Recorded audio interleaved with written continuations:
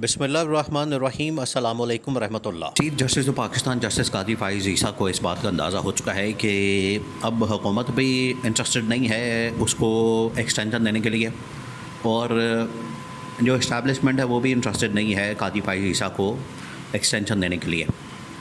उसी की वजह से देखें, जो मंडे वाले दिन पार्लियामेंट का मुश्तरका इजलास जॉइंट सेशन कॉल किया गया था वो नहीं हो सका। उसके पीछे वजह ये है कि दो तीन उसके पीछे वजूहात हैं कादी फ़ाइज़ ईसा को, जिसकी वजह से भनक पड़ गई है। और अब कादी फ़ाइज़ ईसा बिल्कुल ही मायूस था और चेहरा उतरा हुआ, और वो लाइव ट्रांसमिशन चलना, लाइव हेयरिंग चलना, लाइव समातें होना, वो सारा कुछ बंद बंद हो गया। पहले आते साथ ही कादी फ़ाइज़ ईसा ने बड़े इनकलाबी कदम किए मुल्क के अंदर कि अदलिया के निज़ाम के अंदर हम ये करने जा रहे हैं, लेकिन बाद में जब एक्सटेंशन के चक्कर में पड़ गए, देखें इंसान आखिरकार एक मरतबा एक्सटेंशन के चक्कर में पड़ जाता है, फिर वो फ़ारग हो जाता है। तो कादी फ़ाइज़ ईसा जब इन चक्करों में पड़ गए तो उसके बाद देखें कि वो क्या हाल हुआ है। अब उनको भनक पड़ गई है कादी फ़ाइज़ ईसा को कि मुझे ये एक्सटेंशन नहीं देना चाहते, और अब अगस्त ख़त्म होने वाला है, सितंबर चढ़ने वाला है, तो अक्टूबर के अंदर ये रिटायर हो जाना है कादी ने। अब उसके पीछे दो तीन वजूहात हैं जिसकी वजह से कादी फ़ाइज़ ईसा को अंदाज़ा हो गया कि इस्टेब्लिशमेंट और हुकूमत जो है वो अब इंटरेस्टेड नहीं है इनकी जो इस वक्त एक्सटेंशन है उसके अंदर। दो तीन वजूहात, उसमें से पहली एक वजह ये कि अब जो इस वक्त वैसे ही इमरान खान ने बड़ी ज़बरदस्त चाल चल के, पहले आप चाल को समझ लें फिर उसके बाद वजूहात। चाल चल के इमरान खान ने अमल दरामद के हवाले से कह दिया कि मखसूस नशस्तों के फ़ैसले के ऊपर अमल दरामद करें, अमल दरामद करना पड़ेगा। उधर इंटर पार्टी इलेक्शन को कबूल करने के लिए, एक्सेप्ट करने के लिए PTI ने इलेक्शन कमीशन ऑफ पाकिस्तान के अंदर पटिशन डाल दिए। तो इमरान खान ने बड़ा ज़बरदस्त तरीके से ये अदलिया के मामलात चलाने का फ़ैसला किया है।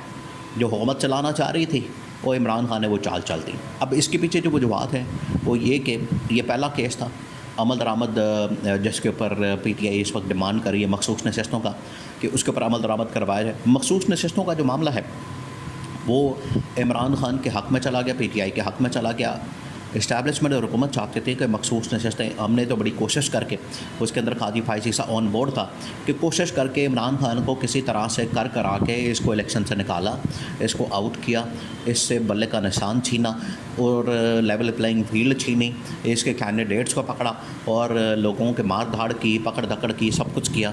तो कादी फ़ाइज़ ईसा उस वक्त ऑन बोर्ड था, तो अब चाहिए इसको ये था कि मखसूस नशस्तें भी इससे छीन लेता और PTI के हक़ में फ़ैसला ना चाहता।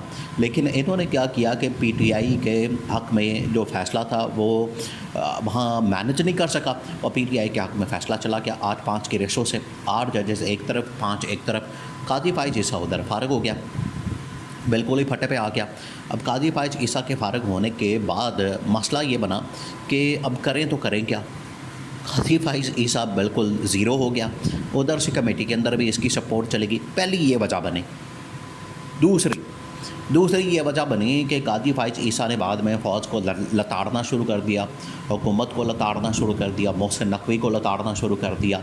और वो एक केस इस्लामाबाद के अंदर जो नेशनल पार्क का है, मनाल का, दामन खो का, वहाँ के पहाड़ी सिलसिले का, मारगला हिल्स का, वो मसला बना कि जिस तरीके से वहाँ पर सारा मैनेजमेंट और मैनूवरिंग की जा रही थी, 2 नंबरियाँ हो रही थी हुकूमत के अंदर, और उसके अंदर किस तरह से जो नेशनल पार्क का प्रोजेक्ट था या वहाँ पर होटल का प्रोजेक्ट था, रेस्टोरेंट का प्रोजेक्ट था, वो किस तरीके से चलाया जा रहा था। उसके ऊपर जब कादी फ़ाइज़ ईसा ने नोटिस लिया, डंडा दिया, तो कादी फ़ाइज़ ईसा ने वहाँ एक किस्म का हाथ डाल दिया शेर के मुँह में।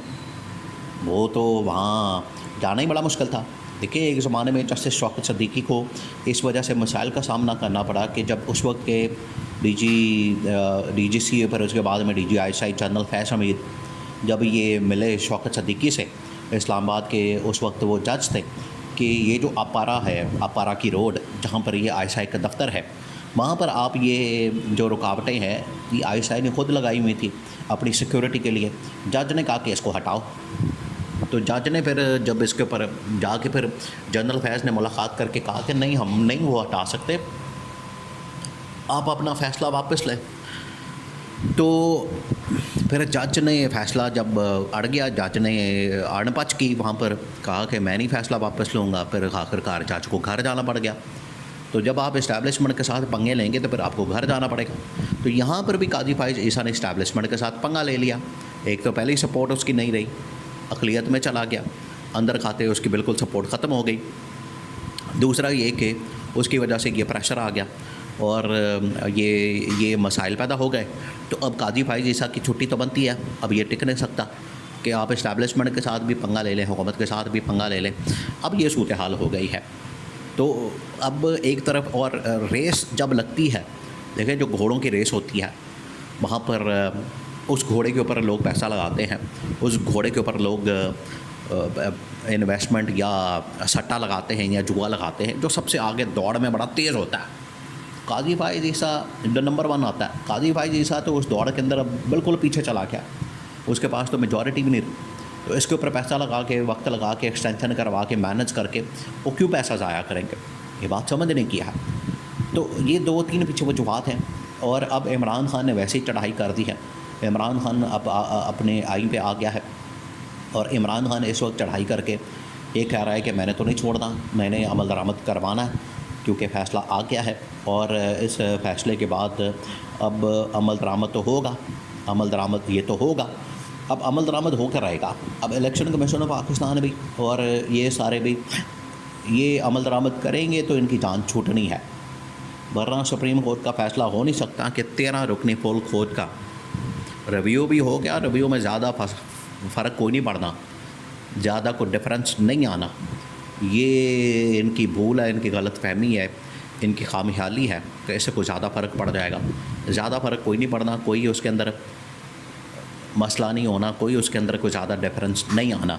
तो ये अपनी जगह के ऊपर बरकरार रहना है। अब काजी फाइज ईसा को कम से कम इस बात का पता लग गया है कि ये जो सारा कुछ हुआ है, ये जो कि कौमी असम्बली का इजलास भी नहीं बुलाया गया, पार्लियामेंट का सेशन भी नहीं बुलाया गया, उधर से इस्टेब्लिशमेंट की सपोर्ट भी निकल गई है, तो उसको तो अब अपनी शिकस्त नज़र आ रही है। ऊपर से आज़म नज़ीर तारड़ ने जो वज़ीर कानून है उसने रिकॉर्ड के ऊपर आके कह दिया है कि काजी फाइज ईसा एक्सटेंशन के अंदर इंटरेस्टेड नहीं है। ये उसने रिकॉर्ड के ऊपर आके बात कर दी है। इसमें तो अब कोई बात नहीं रह जाती। काजी फाइज ईसा को नज़र आ गया, उसने अपनी शिकस्त को तस्लीम करना। और यह पूरा सिस्टम देखिए, इमरान खान को जो तंग करेगा वो आखिरकार जिनने इमरान खान को सताया, उसने रक्षा चलाया, वो फिर इमरान खान को तंग करके सुकून से नहीं बैठ सकता, वो फिर फंसेगा। और ये देखिए सारे प्रोग्राम इनके एक्सटेंशनों के इधर उधर दाएं बाएं हुकूमत सब फंस गए हैं। तो ये इमरान खान के साथ पंगेबाजी का फिर यही अंजाम निकलेगा।